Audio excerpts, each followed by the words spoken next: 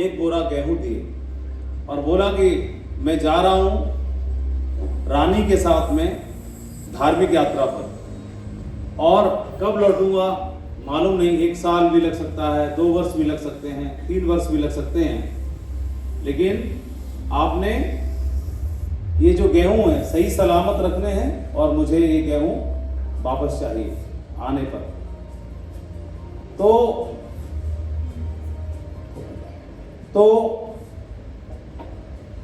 बड़े वाले राजा का जो बड़ा वाला पुत्र था, राजा चले गए धार्मिक यात्रा पर। बड़े वाले पुत्र ने सोचा कि इन गेहूं को बहुत संभाल के रख देता हूं, और उसने क्या किया, अपने दरबारी जनों से, और उसने एक बहुत बढ़िया स्ट्रॉन्ग रूम खुलवाया, कोठरी खुलवाई, उसमें 2-3 ताले पैक कर दिए, देखा चूहे हुए ना घुस जाएं, उसकी व्यवस्था कर दी, और 2-3 गार्ड बाहर लगा दिए, कोई चुरा ना ले जाए। कहाँ से? तिजोरी पे से हटा करके ड्यूटी यहाँ लगा दी, तिजोरी ले जाओ कोई दिक्कत नहीं, ये ज़्यादा जरूरी है। तो 4-5-6 पहरेदार रहे ड्यूटी करने के लिए। दूसरे वाला जो पुत्र था उसके मन में ख्याल आया कि गेहूं तो सड़ सकते हैं, गल सकते हैं, खराब हो सकते हैं।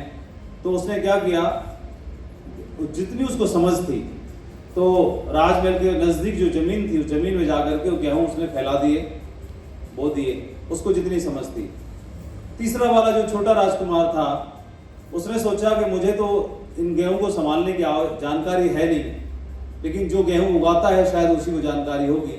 और उसने राज्य में से किसान को बुलवाया और किसान से सलाह मशवरा किया, और सलाह मशवरा करने के बाद ज़मीन देखी गई और गेहूं सारे गेहूं ज़मीन में किसान की मदद से बो दिए गए।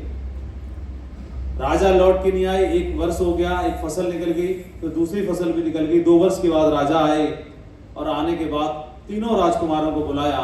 बड़े वाले राजकुमार ने बोला चलो पिताश्री दिखाता हूँ। तब तक वो गेहूं सड़ चुके थे, गल चुके थे, खराब हो चुके थे, स्मेल भी आ रही थी।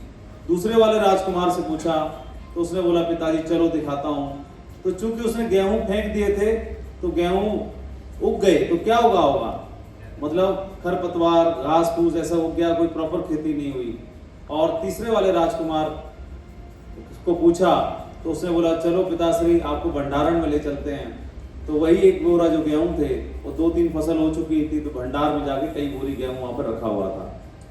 अब सवाल यह है कि राजा के मन में सवाल था, दुविधा थी कि तीनों में से उत्तराधिकारी कौन होगा। तो मैं आपसे जानना चाहता हूं, क्या राजा को अपना उत्तर मिल गया होगा? यस। चलो आप बताओ, राजा के मन में क्या उत्तर आया होगा? पहला वाला उत्तराधिकारी बनेगा या दूसरा बनेगा या तीसरा बनेगा? तीसरा। आपके हिसाब से कौन सा बनेगा? तीसरा। अब यही बात हमारे ऊपर भी लागू होती है। हमने तो, आपने जज किया, उत्तर दिया कि तीनों में से उत्तराधिकारी तीसरा बनेगा। तो तीसरा उत्तराधिकारी आपने इसलिए बताया क्योंकि जो मिला उसको उसने बढ़ाया, जो मिला मान सम्मान नाम, जो नाम मिला, जो मान मिला, जो धन मिला, जो यश मिला, उसको उसने बढ़ाया। कि गला दिया, सड़ा दिया, गला दिया, कि उसके साथ में घास फूस उगा वो सब बेकार कर दिया जुआ खेल खाल के, या क्या किया, बढ़ाया। तो जो हमारे, या उसी को घसीटे जा रहा है, तो घसीटे जाना महत्वपूर्ण नहीं है, उसको बढ़ाना महत्वपूर्ण है। तो जो नाम मिला उसको, जो धन मिला, एक कमरा मिला, जमीन मिली, जितना जो कुछ मिला उसको बढ़ाया। ठीक इसी प्रकार से व्यवसाय में हम आते हैं। इस बिजनेस में आपने ज्वाइन किया, आपने अपलाइन की मदद के साथ में काम करके 10, 20, 30, 40, 50 की टीम बनाई, तो वो उसमें रोल हमारा कहाँ है? वो तो अपलाइन ने हमें सिखाया, बात करना सिखाया, प्लान दिखाना सिखाया, प्रोडक्ट कैसे करना है वो तो सिखाया, उसमें रोल तो उन्हीं का हुआ ना। तो क्या उस टीम को उसके बाद हमने सिल्वर बनने पे जिम्मेदारी ले ली, गोल्ड बनने पे जिम्मेदारी ले ली, तो क्या सिल्वर और गोल्ड बनने पे जिम्मेदारी जो मिली, तो जो हमारे लोग हैं क्या हमने सुहा कर दिए, सड़ा दिए, गला दिए, या ऐसे ही घुमा दिए, या उनको बढ़ाया, उनको 10 गुना, 20 गुना, 50 गुना, 100 गुना? ये ज़्यादा महत्वपूर्ण है। हर एक व्यक्ति का मन जो है ह्यूमन बीइंग है, सबको परमात्मा ने मस्तिष्क दिया, दिमाग दिया, मन और बुद्धि दिया। तो जब मन और बुद्धि दिया तो बुद्धि का इस्तेमाल तो करेगा ही व्यक्ति, और जब बुद्धि का इस्तेमाल करता है तो होता यूं है कि वह ये चाहता है कि जहां से मैं शुरू होता हूं वहीं से लाइन शुरू हो। उसके मन में आता है कि जहां मैं खड़ा हूं यहीं से लाइन शुरू हो। उसके मन में आता है कि वो पिता से अलग होना चाहता है, वो ज्वाइंट फैमिली से अलग होना चाहता है, वह नेतागिरी में अलग होना चाहता है, वह टीम में भी अलग होना चाहता है, वो सिस्टम से अलग होना चाहता है, वो अप्लायंस से अलग होना चाहता है, इसलिए कि जहां से मैं खड़ा हूं वहां से मेरी लाइन शुरू हो। तो लाइन शुरू होते ही जिम्मेदारी भी आपकी बढ़ जाती है। तो क्या हमने जो कुछ भी किया अच्छी बात है, लेकिन एंड रिजल्ट ये है कि आपने उसे बढ़ाया, ये सवाल है। तो अब यही प्रश्न जो राजा के ऊपर लागू हुआ कि कौन उत्तराधिकारी बनेगा, तो यही बात तो हमारे ऊपर भी लागू होती है कि हमें से उत्तराधिकारी कौन बनेगा। तो क्या हमें जो कुछ भी मिला, क्या हमने उसे बढ़ाया? अब हम बोले कि मौसम खराब, तीनों राजकुमारों के पास में ऑप्शन था कि वो कहता पिताजी मुझे तो खेती करनी नहीं आती, तो मैं कैसे बढ़ाता? अबे तेरे को नहीं आती तो तीसरे वाले कौन से आती थी? हैं? पहला वाला बोला मैंने तो संभाल के रख दिए थे, गल गए तो मैं क्या करूं, मेरी कोई गलती नहीं है। तो ऐसे तो बोल नहीं सकते ना, इसकी वजह से हो गया, उसकी वजह से हो गया, दूसरी कंपनी की वजह से हो गया, इसकी वजह से हो गया, बिजनेस खराब हुआ, ये खराब हुआ, इसकी वजह से हुआ, उसकी वजह से हुआ, अपलाइन की गलती है, डाउनलाइन की गलती है, इसकी गलती है। ये गलती किसी की नहीं है, ये सब प्राकृतिक हैं चीजें, सब चीज प्राकृतिक है, सब चीजें नेचुरल हैं। और उन नेचुरल चीजों में, उस प्राकृतिक चीजों में ही आपने वो कुछ विरोधाभास के लिए भी हैं।